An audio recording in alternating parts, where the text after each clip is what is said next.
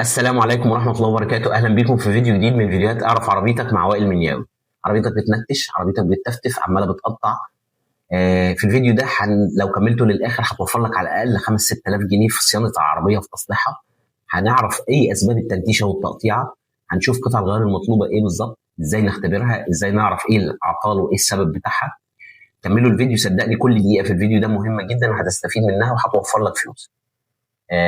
لو فيديوهاتي بتفيدكم اتمنى ان انتم تنشروا الفيديوهات ديت من خلال اللايك والسبسكرايب للقناه وتعملوا نشر للفيديو عشان تفيدوا اكبر قدر ممكن من الناس.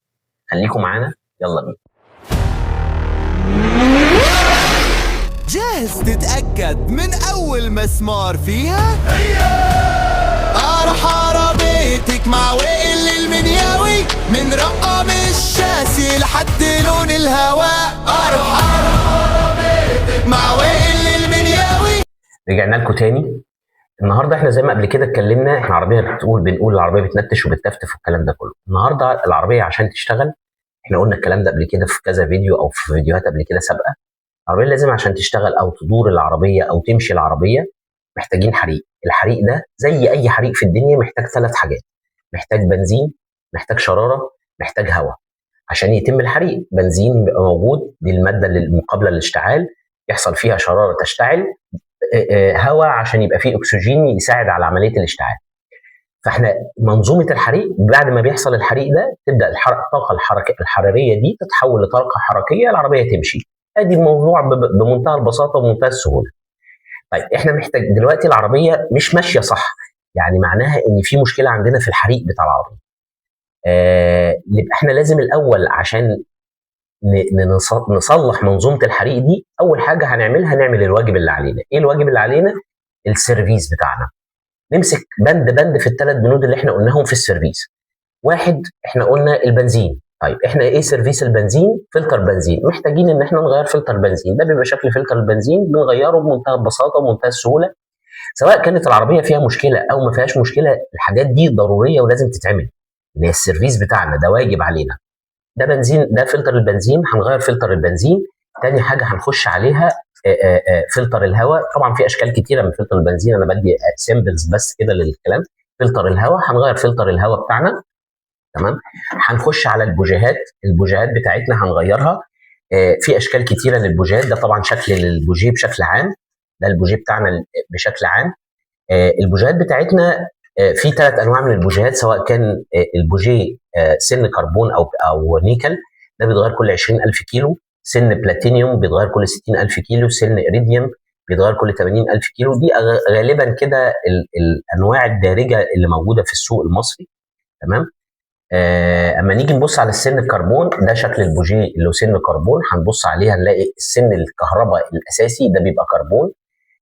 بقيه البوجيه كله عادي، تمام. في منه بيبقى واحد شمعه بالمنظر ده، يعني احاديه الاشتعال بيبقى بالمنظر ده.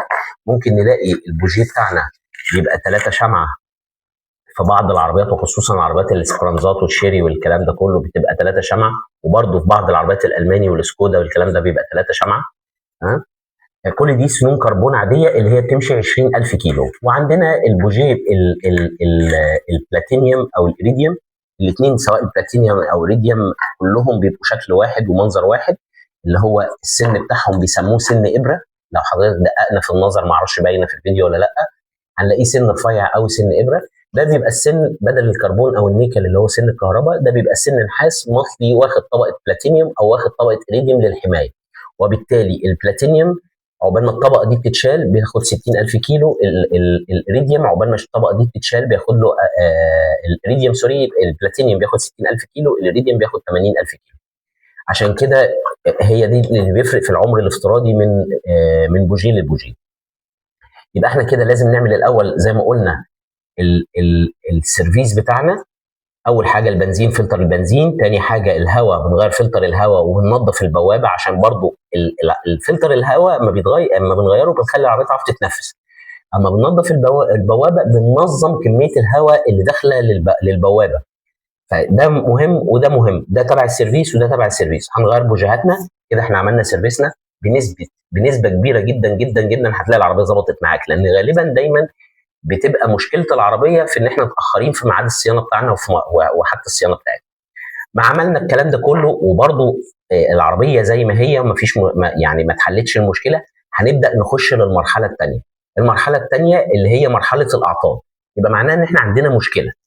هنمسك الموضوع الاعطال ده برضه حاجه حاجه. هنقول البنزين، ايه اللي نراجع عليه في البنزين؟ نراجع بقى على ترمبه البنزين، نراجع على قلب ترمبه البنزين، نراجع على الرشاشات بتاعتنا وننظفها ونختبرها. ايه اختبارها؟ سهل جدا، الموضوع من ابسط ما يكون وليه طريقه اختبار. بالنسبه للرشاشات، قلب ترمبه البنزين برضه موضوعه سهل، في اجهزه بتختبر ضغط القلب والكلام ده كله وجوده القلب. راجعنا على منظومه البنزين كده، اتاكدنا ان البنزين بيروح من التانك لغرفه الحريق. خلصنا موضوع البنزين، تمام. نخش على اللي بعد كده، الهواء بتاعنا اللي احنا كنا قلنا عايزين محتاجينه برضو. احنا نظفنا البوابه وغيرنا فلتر الهواء. نبدا نخش على الحساسات اللي بتنظم دخول الهواء، زي حساس التي بي اس والايدل. حساس التي بي اس والايدل هم دورهم، تي بي اس بيحس بميل البوابه في انهي درجه، يدي اوردر للكنترول، الكنترول يدي اوردر للايدل، يبدا صباع الايدل او الايدل نفسه يبدا يفتح ويقفل. احنا عندنا هنا بعض الانواع من الايدلز والاشكال بتاعتهم، نقدر نشوف فكره عمله. عندنا الايدل ده، الشكل ده من الايدل، الصباع ده بيتحرك بيفضل داخل خارج، بينظم تنظيم دخول الهواء، بيسد فتحه في البوابه ينظم دخول الهواء وخروجها. فلازم يكون المكان اللي بيقفل عليه الايدل نفسه نظيف، والا هيبقى فيه تسريب هواء وبالتالي العربيه تبقى مش مظبوطه. ده شكل من حساسات الايدل، ده بيبقى راكب في اغلب العربيات اللانسر والعربيات البي واي دي والشكل ده يعني والان في والكلام ده كله. عندنا الحساس ده بتاع العربيات المواتير ال 2000 سي سي واللانسر البوم الجالينا وال620 والكلام ده كله. ده حساس نادر شويه، تمام، ولكن موجود يعني، وموجود منه حاجات كويسه ونظيفه يعني في السوق. ده كده برضو خلصنا صيانه، او ده بالنسبه للبوابات اللي هي بوابات الواير، اللي هي دواسه البنزين على واير، بتدوس الدواسه بوابه بتفتح وتقفل، تدي اوردر زي ما قلنا الكنترول، الايدل يشتغل. طب بالنسبه لبوابات الكهرباء بقى، بوابات الكهرباء ما فيهاش المنظومه دي، يعني ما فيهاش تي بي اس وما فيهاش ايدل، ولكن فيها حساس تاني هو اسمه حساس الماب او حساس المانيفول. ده بيقيس ضغط الهواء جوه المانيفول، وبالتالي يدي الاوردر للكمبيوتر، وبالتالي الكمبيوتر يبدا يدي اوردر للرشاشات والبنزين والكلام والبوجيهات انها تبدا تعمل عمليه اشتعال وينظم المنظومه دي كلها. وفي بعض العربيات تاني بيبقى فيها حساس كمان اسمه ايرماس. كل ده خاص بتنظيم الهواء. يبقى احنا قلنا الصيانه بتاعتنا، قلنا هنراجع على الحساسات بالنسبه للعربيات البوابات العاديه، يبقى هنراجع على حساس التي بي اس وحساس الايدل. بالنسبه لعربيات البوابات الكهرباء هنراجع على حساس الماب او المانيفول، وفي بعض العربيات زي ما قلنا هيبقى حساس الايرماس، نراجع على الحساسات دي. كده احنا خلصنا منظومه الهواء. نخش على بعد كده منظومه البوجيهات. احنا غيرنا بوجيهاتنا وبرده في مشكله في العربيه ومتلته او بتفتف او منتشه، يعني معناها ان الاربع سلندرات مش شغالين بكفاءه واحده او بقوه واحده. ده معناها حاجه من يعني نخش على المرحله اللي بعد كده، هي يا اما سلك البوجيهات او مباين او الموبينه العموميه حسب العربيه بتاعتنا. يعني في عربيات بتبقى 4 مباين وبالتالي ما فيهاش سلك بوجيهات، ده كل بوجيه على موبينه. ففي الحاله دي بنراجع على الاربع مباين اللي الاربع مباين شغالين كويس.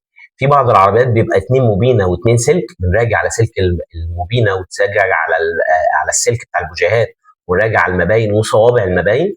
وفي بعض العربيات بتبقى موبينه واحده بتخرج 4 مخارج ب4 سلوك رايحين للبوجيهات، بنراجع على سلك البوجيهات ونراجع على الموبينه ان كلهم شغالين كده. بسمع كده لفظ بيتقال لي الموبينه ضعيفه.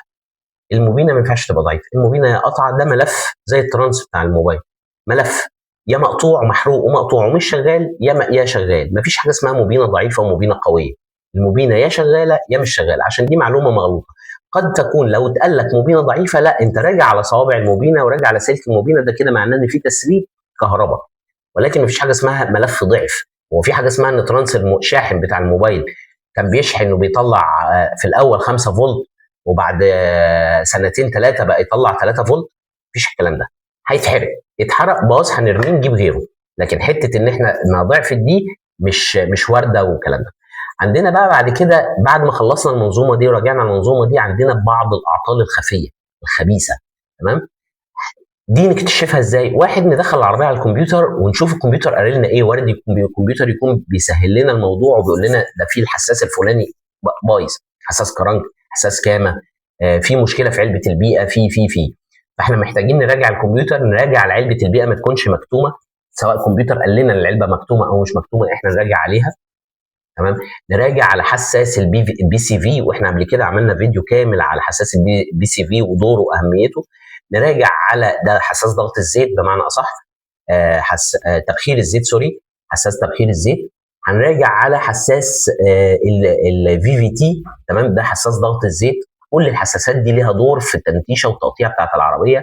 نراجع على الاعطال الخبيثه والعطل اللي بيجننا كلنا، مكنه الستوب اللي ممكن تعمل تنتيشه وتقطيع في دواسه البنزين، فحضرتك تظن ان في تنتيشه في العربيه.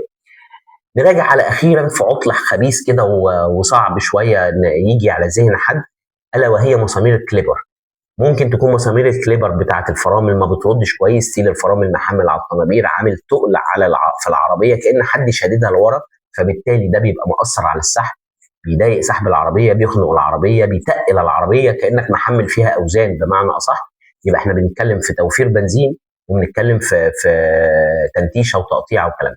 كل اللي احنا قلناه ده هيوفر معانا برضه، هنلاقي معدل السير لو في مشكله في اي بند من البنود اللي احنا قلناها، سواء كان في السيرفيس او في الصيانه، كل دي ممكن تعمل لنا مشكله في معدل استهلاك البنزين، ويرفع معدل استهلاك البنزين معانا. فاحنا لازم نراجع على كل الكلام ده كله ونبص على الكلام ده كله ثق مليون في المية ان حضرتك لو مشيت بالخطوات دي، تمام، هتغير قطعه الغيار اللي ليها لازمه او اللي انت محتاجها، وما تغيرش حاجه ملهاش لازمه. احنا عارفين ان حاجه الكهرباء دايما بيبقى فيها لغط وفيها اختلاف في مشاكل في تشخيصها. فبالتالي حضرتك لو اشتريت قطعه الغيار المظبوطه، ركبتها في محلها، هتوفر فلوس كبيره قوي قوي، انت اولى بيها. اتمنى لو فيديوهاتي بتعجبكم، فيديوهات تستفيدوا منها، تعملوا لايك وتعملوا شير للفيديو وتعملوا سبسكرايب في القناه عشان توصل لكم بقيه الفيديوهات. حاول تفيد غيرك زي ما انت استفدت من المعلومه لو معلوماتي بتفيدكم. انتظرونا في فيديوهات جايه ان شاء الله باذن الله.